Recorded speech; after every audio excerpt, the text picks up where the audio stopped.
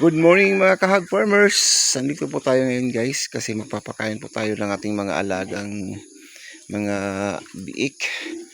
Andyan sila guys. Yun yung iba nakahiga. Ngayon yung schedule nila pala guys sa kanilang pagpapaligo. Papaliguan ko na sila ngayong araw na to kasi ka-3 days na nila ngayon eh. So ngayon buksan natin nila mosquito net para maglinis din tayo at saka magpapakain tayo sa kanila.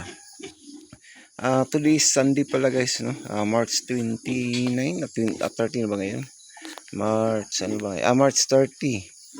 So March 30 tayo ngayon guys, no?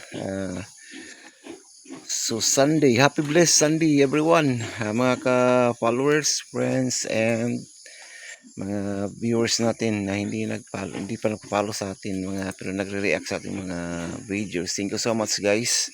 And once again, good morning sa inyong lahat. Hanggang dito lang muna ating video kasi medyo gutom na sila guys. Papakainin ko sila at saka bubuksan ko itong kanilang mosquito net.